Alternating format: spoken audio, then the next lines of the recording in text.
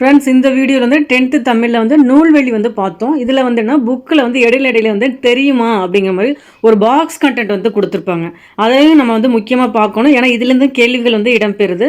So இது 10th உள்ள எல்லா தெரியுமா அப்படிங்கிற பாக்ஸ் கண்டென்ட் வந்து இதில் பார்ப்போம். உலகத்திலேயே ஒரு மொழிக்காக உலக மாநாடு நடத்திய முதல் நாடு வந்து மலேசியா அப்படிங்கிறாங்க. மாநாட்டுக்குரிய அந்த முதல் மொழியும் வந்துன்னா தமிழ் அப்படிங்கிறாங்க. ஸோ இது சொன்னது யார் அப்படின்னா வந்து பன்மொழி புலவர் அப்பாதுரையார் அப்படிங்கிறாங்க. உலகத்திலேயே மொழிக்காக உலக மாநாடு நடத்திய முதல் நாடுனா மலேசியா. அது எந்த மொழிக்காக அப்படின்னா வந்து தமிழ் மொழிக்காக. இதை சொன்னவர் வந்துன்னா அப்பாதுரையார். அவர் வந்து பன்மொழி புலவர் அப்படிம்பாங்க. அடுத்து பாருங்க, ஒரு தெரியுமா கொடுத்துருக்காங்க. தமிழ் மறையான திருக்குறளை தந்த திருவள்ளுவர் பெயரில் முதல் தமிழ் கணினி 1983 செப்டம்பரில் டிசிஎம் டேட்டா ப்ராடக்ட்ஸ் என்னும் தனியார் நிறுவனம் உருவாக்கி விற்பனைக்கு கொண்டு வந்தது அப்படிங்கிறாங்க. ஸோ இதில் நம்ம என்னென்னா முதல் தமிழ் கணினி அதோட பெயர் வந்து என்னென்னா திருவள்ளுவர். எந்த ஆண்டு வந்து கொண்டு வந்திருக்காங்க அப்படின்னா 1983 செப்டம்பரில். எந்த நிறுவனம் வந்து விற்பனைக்கு கொண்டு வந்தாங்கன்னா டிசிஎம் டேட்டா ப்ராடக்ட்ஸ் அப்படிங்கிறாங்க. திருக்குறள் வந்து தமிழ் மறை அப்படிம்போம். அது கூட ஒரு எக்ஸாம் பாயிண்ட் ஆஃப் வியூ தான் நோட் பண்ணிக்கோங்க. தமிழ் மறையான திருக்குறளை தந்த திருவள்ளுவர் பெயரில் முதல் தமிழ் கணினி 1983 செப்டம்பரில் டிசிஎம் டேட்டா ப்ராடக்ட்ஸ் எனும் தனியார் நிறுவனம் உருவாக்கி விற்பனைக்கு கொண்டு வந்துள்ளது அப்படிங்கிறாங்க. இந்த கணினியில் முதல் முறையாக தமிழ் மொழியிலேயே விவரங்களை உள்ளீடாக செலுத்தி நமக்கு தேவையான தகவல்களை வெளியீடாக கணினியிலிருந்து பெற முடிந்தது. இந்த கணினி தமிழ், ஆங்கிலம் ஆகிய 2 மொழிகளையும் கையாளக்கூடியதாக அமைந்தது. சென்னை தேனாம்பேட்டையில் இருந்த புள்ளி விவரத்துறை அலுவலகத்திற்கும் தலைமைச் செயலகத்துக்கும் கோப்புகளையும் செய்திகளையும் பரிமாறிக்கொண்ட முதல் நேர்வழி கணினியும் திருவள்ளுவர் கணினி அப்படிங்கிறாங்க. ஸோ முதல் தமிழ் கணினி அப்படின்னா வந்து திருவள்ளுவர் கணினி தான் சொல்லுவாங்க. 1983 செப்டம்பரில் தான் வெளிவந்திருக்கு. இது தகவல்களை வந்து பரிமாறிக்கொண்ட இடங்கள் பார்த்துங்க. சென்னை தேனாம்பேட்டையில் இருந்த புள்ளி விவரத்துறை அலுவலகத்திற்கும் தலைமைச் செயலகத்துக்கும் கோப்புகளையும் செய்திகளையும் பரிமாறிக்கொண்ட முதல் நேர்வழி கணினி அதான் வந்து திருவள்ளுவர் தமிழ் கணினி அப்படிங்கிறாங்க. அடுத்து ஒரு தெரியுமா பாருங்க, ஹிப்பாலஸ் பருவக்காற்று. இது வந்து என்ன சொல்கிறாங்கன்னா கிபி முதல் நூற்றாண்டில் கிப்பாலஸ் பெயர் கொண்ட கிரேக்க மாலுமி பருவக்காற்றின் உதவியினால் நடுக்கடல் வழியாக முசிறி துறைமுகத்துக்கு நேரே விரைவில் பயணம் செய்யும் புதிய வழியை கண்டுபிடித்தார் அப்படிங்கிறாங்க. எங்கேருந்து அப்படின்னா வந்து காற்றின் நடுக்கடல் வழியாக முசிறி துறைமுகத்துக்கு நேரே விரைவில் பயணம் செய்யும் புதிய வழியை கண்டுபிடித்தார் அப்படிங்கிறாங்க. அது முதல் யவன கப்பல்கள் வந்து விரைவாகவும் அதிகமாகவும் சேரநாட்டு முசிறி துறைமுகத்துக்கு வந்து சேர்ந்தன. அந்த பருவக்காற்றுக்கு யவனர் அதை கண்டுபிடித்த பெயராகிய ஹிப்பாலஸ் என்பதை சூட்டினார்கள் அப்படிங்கிறாங்க. ஹிப்பாலஸ் பருவக்காற்றின் வழியில் யவனர்கள் வந்து கடல் வாணிகம் வந்து பெருகிற்று அப்படிங்கிறாங்க.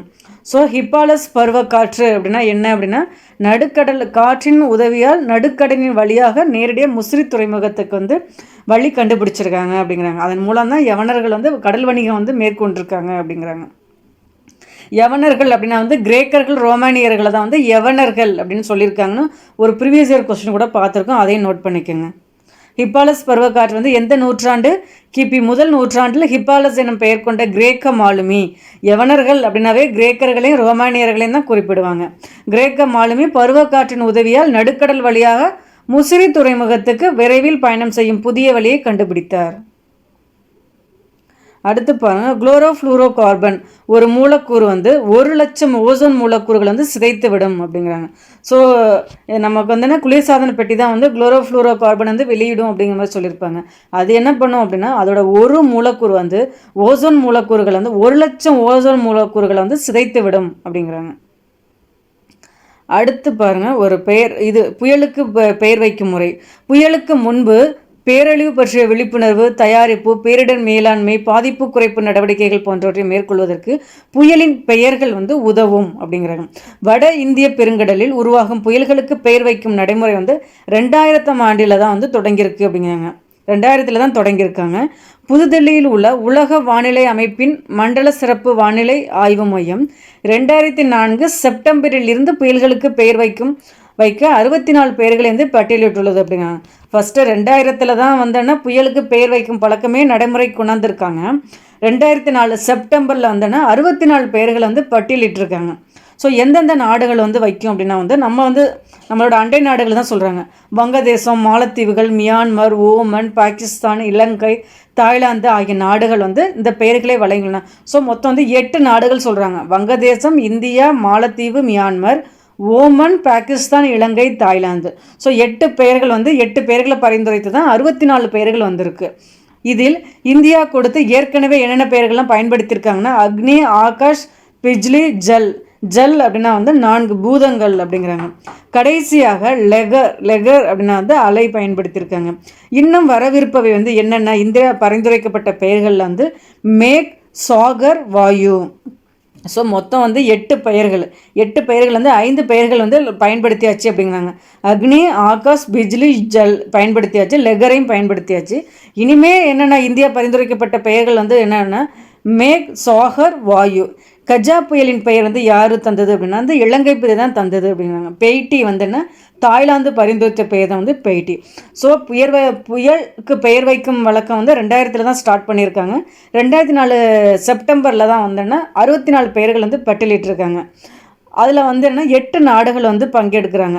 வங்கதேசம், இந்தியா, மாலத்தீவு, மியான்மர், ஓமன், பாகிஸ்தான், இலங்கை, தாய்லாந்து. ஸோ 8 நாடுகள் வந்து 8 பெயர்கள். ஒரு நாடு 8 பெயர்கள்னால் 8 × 8 வந்து 64 பெயர்கள் மொத்தம். நம்ம நாடு மட்டும் 5 பெயர்கள் 8 பெயர்கள் வந்து 5 பெயர்கள் வந்து பயன்படுத்தியாச்சு. அக்னி, ஆகாஷ், பிஜ்லி, ஜல், லெகர். அதில் ஜல் அப்படின்னா 4 பூதங்கள்ங்கிறாங்க, லெகர் அப்படின்னா வந்து அலை அப்படிங்கிறாங்க. இனிமேல் என்னென்ன வரவிருப்பவை நம்ம நாடு பரிந்துரைத்த பற்றி மேக், சாக, வாயு. இதே கஜா புயலுக்கு பெயர் வச்சது யார் அப்படின்னா வந்து இலங்கை தான் பெயர் வச்சுருக்காங்க. பெய்ட்டி அப்படின்னா வந்து தாய்லாந்து பரிந்துரைக்கப்பட்ட பெயர் தான் பெய்ட்டி. அடுத்து பாருங்கள், உங்களுக்கு தெரியுமா அப்படிங்க 7 அடி நடந்து சென்று வழி அனுப்புவர் அப்படிங்கிறாங்க. வழி அனுப்புறதை பற்றி சொல்கிறாங்க. பண்டை தமிழர்கள் வீட்டிற்கு வந்த விருந்தினர் திரும்பி செல்லும் போது அவர்களை பிரிய மனமின்றி வருந்தினர். மேலும் வழி அனுப்பும் பொழுது அவர்கள் செல்ல இருக்கின்ற 4 குதிரைகள் பூட்டப்பட்ட தேர் வரை 7 அடி நடந்து சென்று வழி அனுப்பினர். அதை எப்படி குறிப்பிட்டிருக்காங்கன்னா காலின் 7 அடி பின் சென்று. இந்த வரிகள் இடம்பெற்றுள்ள நூல் எது அப்படின்னு கேட்பாங்க. பொருணர் ஆற்றுப்படை. காலின் 7 அடி பின் சென்று. இந்த அடிகள் இடம்பெற்றுள்ள நூல் வந்து பொருணர் ஆற்றுப்படை. அடுத்து உங்களுக்கு தெரியுமா கூட்டுநிலை பெயரெச்சம் அப்படின்னா என்னன்னு பார்த்துக்குங்க. ஒன்றிற்கு மேற்பட்ட எச்சங்கள் சேர்ந்து ஒரு பெயரை கொண்டு முடியும் அப்படிங்கிறாங்க. கேட்க வேண்டிய பாடல். ஸோ கேட்க வேண்டியங்கிறது 2 எச்சங்கள். பாடல் அந்த பெயரை கொண்டு முடிகிறதுனால இது வந்து ஒரு கூட்டுநிலை பெயரெச்சம். சொல்லத்தக்க செய்தி, சொல்லத்தக்க. ஸோ வந்துன்னா 2 எச்சங்கள் வந்து செய்திங்கிற பெயரை கொண்டு முடிகிறதுனால இது கூட்டுநிலை பெயரெச்சம்.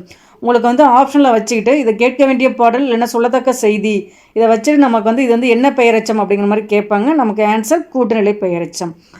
ரீட் பண்ணிக்கோங்க. ஒன்றிற்கு மேற்பட்ட எச்சங்கள் சேர்ந்து பெயரை கொண்டு முடியும் கூட்டுநிலை பெயரெச்சங்கள் வந்து சொல்கிறாங்க. பெயரை கொண்டு முடிகிறது தான் கூட்டுநிலை பெயரெச்சங்கள். இந்த காலத்தில் வந்து பெருமளவில் பயன்படுத்துகிறோம் அப்படிங்கிறாங்க. வேண்டிய, கூடிய, தக்க, வல்ல முதலான பெயரெச்சங்களை செய்ய என்னும் வாய்ப்பாட்டு வினை எச்சத்துடன் சேர்ப்பதன் மூலம் கூட்டுநிலை பெயரெச்சம் வந்து உருவாகிறது. 2வது லைன் முக்கியம், நல்லா பார்த்துங்க. வேண்டிய, கூடிய, தக்க, வல்ல முதலான பெயரெச்சங்களை செய்ய என்னும் வாய்ப்பாட்டு வினையெச்சத்துடன் சேர்ப்பதன் மூலம் கூட்டுநிலை பெயரெச்சங்கள் வந்து உருவாகின்றன. எடுத்துக்காட்டு கேட்க வேண்டிய பாடல், சொல்லத்தக்க செய்தி. அடுத்து தெரியுமா பாருங்க. 2016 IBM நிறுவனத்தின் செயற்கை நுண்ணறிவு கணினியான வாட்சன் சில நிமிடங்களில் 2 கோடி தரவுகளை அலசி நோயாளி ஒருவரின் புற்றுநோயை வந்து கண்டுபிடித்தது அப்படிங்கிறாங்க. ஸோ வந்து இதில் ரொம்ப நம்ம தெரிஞ்சிக்க வேண்டியது அப்படின்னா வந்து IBM நிறுவனத்தோட அந்த AI கணினியோட பெயர் வந்து என்ன அப்படின்னா வந்து வாட்சன். எந்த இயர்? 2016. அதுதான் வந்து என்ன 16 2 கோடி தரவுகளை அலசி ஆராய்ந்து தரவுகளை அது ஒரு நோயாளியோட புற்றுநோயை கண்டுபிடிச்சிருக்கு அப்படிங்கிற மாதிரி சொல்கிறாங்க. சீனாவில் 50க்கும் மேற்பட்ட மருத்துவமனைகள் இயந்திர மனிதர்களை பணிக்கு அமர்த்தியுள்ளன. இயந்திர மனிதர்களை வந்து பணிக்கு அமர்த்தியிருக்காங்க சீனா அப்படிங்கிறாங்க. அவை அங்கு வரும் நோயாளிகளின் குரலையும் முகத்தையும் அடையாளம் கண்டு அவர்களின் கேள்விகளுக்கு பதில் சொல்லுகின்றன. சீன மொழியின் வெவ்வேறு வட்டார வழக்குகளையும் கூட அவை புரிந்து கொண்டு பதிலளிக்கின்றன அப்படிங்கிறாங்க. இதில் நம்ம ரொம்ப முக்கியம் வந்து என்ன அப்படின்னா வந்து 2016 IBM நிறுவனத்தோட செயற்கை நுண்ணறிவு கணினி வந்து பெயர் என்ன அப்படின்னா வந்து வாட்சன். அதுதான் சில நிமிடங்களில் வந்து புற்றுநோயை வந்து ஒரு நோயாளிக்கு வந்து கண்டுபிடிச்சிருக்காங்க அப்படின்னு. அடுத்து பாருங்கள், இப்போ நம்ம என்ன சொன்னோம், IBMோட AI செயற்கை நுண்ணறிவோட கணினியின் பெயர் வந்து வாட்சன். இதே வந்து பெப்பர் 2016ஆம் ஆண்டு, அதையும் நோட் பண்ணிக்கோங்க. பெப்பர்னா வந்து ஜப்பானில் சாஃப்ட் வங்கி உருவாக்கிய இயந்திர மனிதனை வந்து பெப்பர் அப்படிங்கிறாங்க. இது வந்துன்னா உலக அளவில் வந்து விற்பனையாகும் ஒரு ரோபோ அப்படிங்கிறாங்க. வீட்டுக்கு, வணிகத்துக்கு, படிப்புக்கு என்று 3 வகை ரோபோக்கள் கிடைக்கின்றன. இவை மனிதர்களின் முக பாவனைகளிலிருந்து உணர்வுகளை புரிந்து கொண்டு அதற்கு ஏற்ப செயல்படுகின்றன அப்படிங்கிறாங்க. பெப்பரை வரவேற்பாளராகவும் பணியாளராகவும் வீடுகளிலும் வணிக நிறுவனங்களிலும் உணவு விடுதிகளிலும் பயன்படுத்துகிறார்கள் அப்படிங்கிறாங்க. ரொம்ப முக்கியம், வேறு ஒன்றும் இல்லை. ஜப்பானில் சாஃப்ட் வங்கி உருவாக்கிய இயந்திர மனிதனின் பெயர் என்ன அப்படிங்கிற மாதிரி கேட்கலாம். பெப்பர் அப்படின்னா பெப்பர் வந்து என்ன உருவாக்கியது யார் அப்படின்னா வந்து ஜப்பானில் உள்ள சாஃப்ட் வங்கி. கேள்விகள் வந்து அது மாதிரி தான் இடம்பெறும். ஓகே ஃப்ரெண்ட்ஸ், இதில் வந்துன்னா அந்த தெரியுமாங்கிற பாக்ஸ் கண்டென்ட் வந்து 10th உள்ள எல்லா பாக்ஸ் கண்டென்ட்டுமே பார்த்துருக்கோம். பிடிச்சிருந்தா லைக் பண்ணுங்கள், உங்கள் ஃப்ரெண்ட்ஸுங்களுக்கு ஷேர் பண்ணுங்கள். சேனலை சப்ஸ்கிரைப் பண்ணலனாலும் சப்ஸ்கிரைப் பண்ணுங்கள். தேங்க்யூ.